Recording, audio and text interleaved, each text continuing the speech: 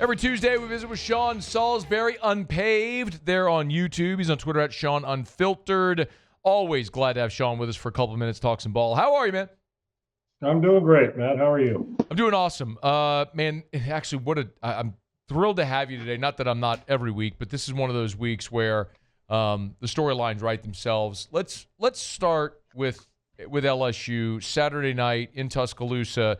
They made the decision that many of us anticipated was going to happen at some point. Not sure I thought it would happen how it did, but they made the switch from Nussmeier to Van Buren, and Frank Wilson has said, Sean, this week that they're going to continue playing both. So you officially have a two-quarterback system. Let's start with Saturday. What did you think of the decision to make the move from Nussmeier to Van Buren there in the third quarter?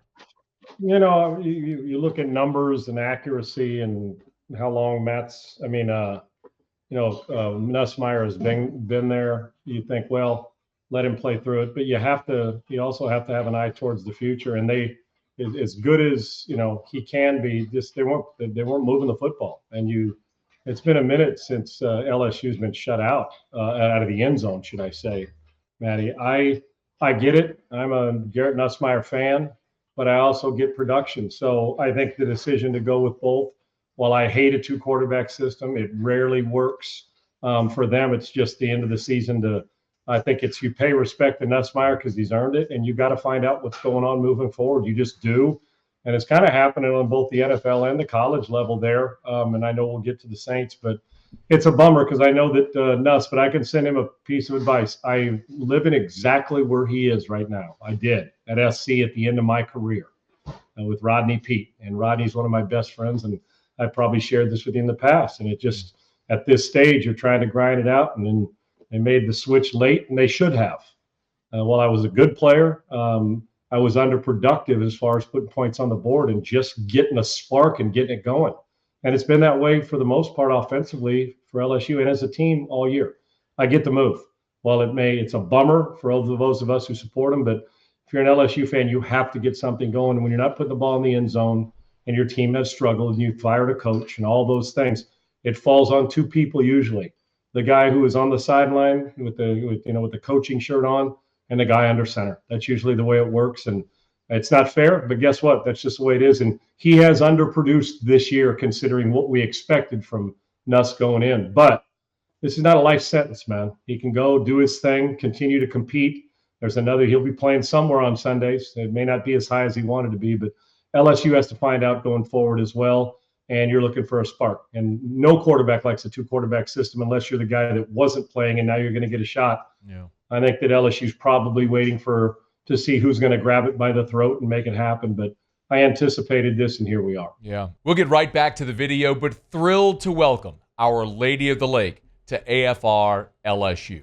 As the championship health partner of LSU Athletics, the physicians at Our Lady of the Lake serve the champions on the field in the purple and gold, but that same level of care is available to you and your family. I've been a proud supporter of Our Lady of the Lake my entire life, from volunteering at the Ronald McDonald Playroom as a high schooler to helping so many of the fundraising efforts for the standalone Children's Hospital to my own son being a patient now at that very Children's Hospital, and my primary care physician, Dr. Kurt Chastain at Our Lady of the Lake Men's Health Group. Our Lady of the Lake has been a part of my medical journey my entire life, and you can learn more as well. Our Lady of the Lake and LSU.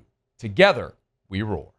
I've kind of said, making the decision in game, though, Sean, without a plan is kind of like your double dutch. The ropes are going. It's like, how do you time your jump? When do you know to make the move? So I'll just ask it. Like, if you're Frank Wilson, you're going to start Garrett Nussmeier, but when do you go to Van Buren? When you have a 3-and-out or a couple of them, when you feel things start to stall, and you're exactly right. Having a plan for something like this, first of all, it's a two-way suck, Matt. And here's what, aside for the quarterbacks, it is, because if you're going good and they make the change, well, then you got other guys that you've got to. If you're just doing it for the sake of change, that's not what this is invented for. Having two, it just isn't. If you're going to start Nussmeier, you ride him until it stalls, a series or two. You don't just let him go drive down and score, in my opinion, if I'm coaching, and then say, oh, we're going to give it. You don't owe anybody favors. You just don't. There's nothing fair about these things. It's not like, well, he's been here. Like in high school, they reward the senior to go out and play his last game. I understand, but in truth, you're trying to win and you're trying to get better. So you don't owe Nussmeier anything other than the respect he's flat out earned, but that respect may not come in playing if he's not playing well, and you don't owe the backup time. That's something he's got to earn himself, whether it's on the practice field, whether it's during spring practice, or whether it's in the game. So you got to get out of your feels on not you, but anybody and the coach. And if you're not going good, then the other guy comes in, and if he starts going good, you can't say, well, we said we're going to play two. You play two unless one of them's grabbing the job around the throat and producing. Because if you pull him out, then why? It's like a guy goes and gets 3 sacks, and you say, well, we rotate. Well, the guy's dominating today. Maybe today you don't rotate. So to me, this is a feel production. We do a lot of potential, a lot of feel good stuff in sports, but this is not a feel good thing. You're going to play until it slows down. The back and forth doesn't do either quarterback any good. You get in rhythm, you want to stay in rhythm. If you're not in rhythm, you want to play your way into rhythm. So that's why these never work. If you have 2, you don't have 1. That's basically what we're saying here, at least in 2025, the rest of the way. And both of them are going to want to compete. So the only way that this wins is if the team wins, and you have to start with them first. The quarterback is secondary when it comes to the feelings of the guy. It's not fun and it's a bummer, but the feelings can't matter. You got to do what's best for the other, basically 21 cats that are starting in the rest of your roster. Yeah. And what was interesting is Saturday against Alabama, Nussmeier statistically is good. He was 18 of 21. Well, they didn't hit the ground much. That's right. The flip side of it is Van Buren wasn't. I mean, he completed 46% of his passes. He had a fumble. But coming out of it, the feeling that many had was that Van Buren kind of gave him a little life. So what did you see from both that maybe you liked or didn't like? Well, and that's just it, Matty. You think about, and I hate to compare this to somebody. Let me take you back to the Giants. Russ Wilson throws for about 500. Yeah. Starts the next week and gets benched. Yeah.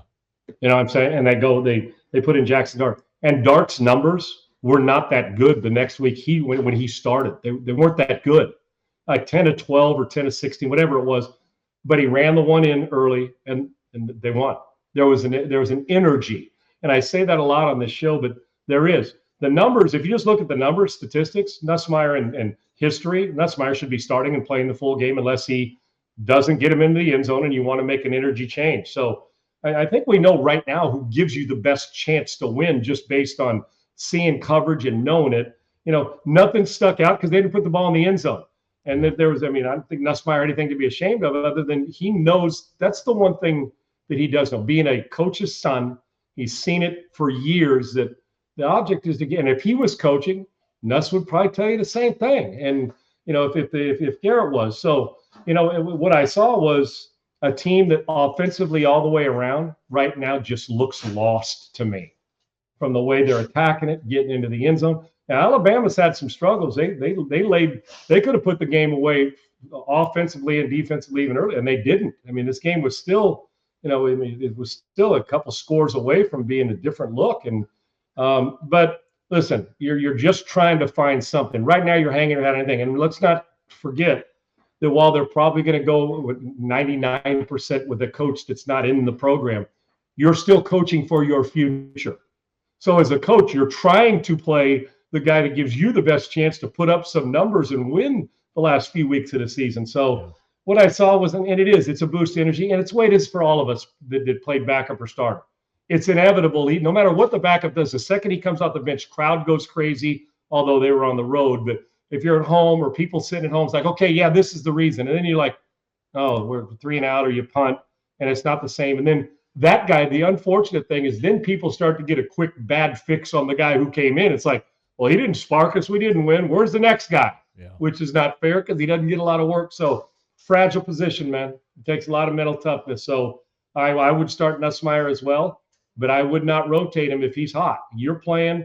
The other guy will get his chance. If you're playing well, you stay in there while we're moving it. But if we continue to flounder around, then you've got to look for spark. You're not going to get some wholesale, oh my gosh, look at us, we are a different team. But you may get a little bit of energy boost. LSU is who they are this year, and that's a very average football team. 9 games in, there's no denying that's what you are. Hey, thanks so much for watching. Please leave your comments. I love to interact, and be sure to hit the red subscribe button below.